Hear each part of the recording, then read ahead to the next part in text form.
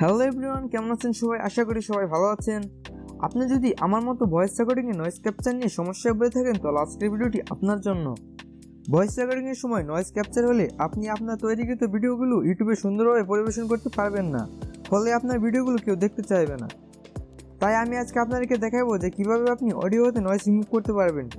তার জন্য সর্বপ্রথম আপনাকে একটি সফটওয়্যার ডাউনলোড করতে হবে। এই সফটওয়্যারটির নাম হলো অডাসিটি। এটা অনেক ছোট একটি সফটওয়্যার, যে কোনো ধরনের লো কনফিগারেশনের ল্যাপটপ বা পিসিতে এই সফটওয়্যারটি খুব সহজেই রান করতে পারবেন। সফটওয়্যারটির লিঙ্ক আমি ডিসক্রিপশন বক্সে দিয়ে রাখবো, আপনি সেখান থেকে উইন্ডোজ ভার্সনটি ডাউনলোড করে নেবেন। আশা করব ভিডিওটি শেষ পর্যন্ত আমার সাথেই থাকবেন। তো আর বেশি কথা না বলে চলুন মূল ভিডিওটি শুরু করা যায়।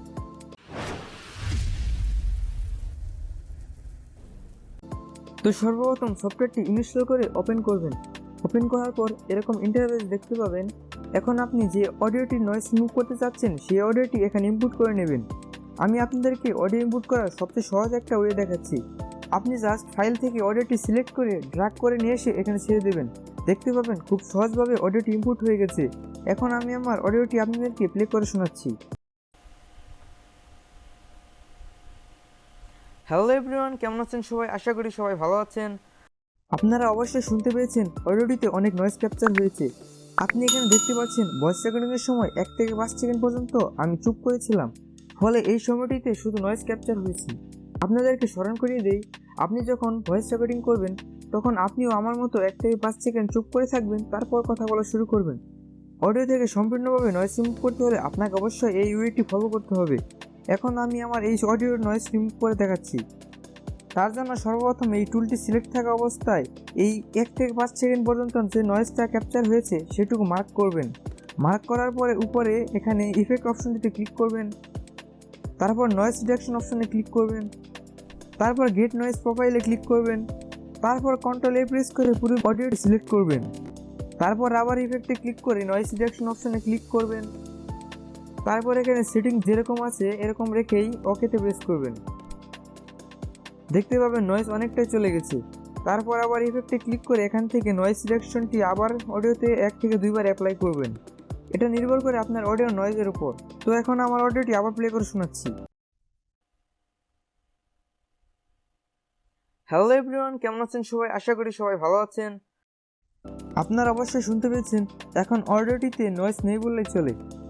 এখন আপনার অডিওটি আরও বেশি লাউড এবং সুন্দর করার জন্য অডিওটি মার্ক থাকা অবস্থায় ইফেক্টে ক্লিক করুন, তারপর ফিল্টার কার্ভ অপশনে ক্লিক করুন, তারপর ম্যানেজ অপশনে ক্লিক করুন, তারপর এখানে ফ্যাক্টরি রিসেট থেকে ব্যাস বুস্ট অপশনটি ক্লিক করে ওকে প্রেস করুন।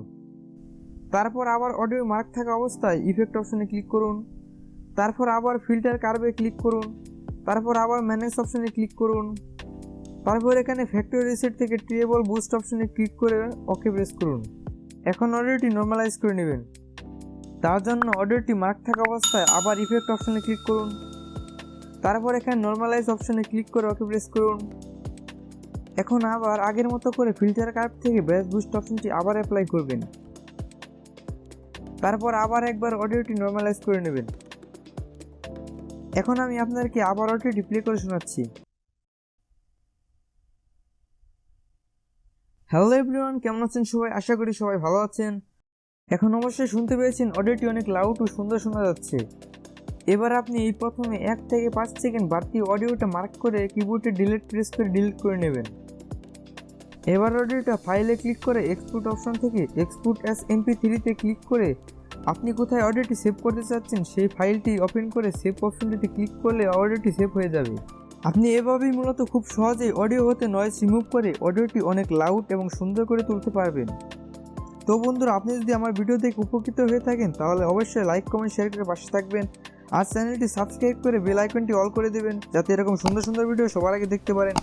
ভিডিওটি এখানেই শেষ, দেখা হচ্ছে পরবর্তী ভিডিওতে। সে পর্যন্ত ভালো থাকবেন, সুস্থ থাকবেন, আর ভিডিওটি সম্পূর্ণ দেখার জন্য থ্যাংক ইউ সো মাচ।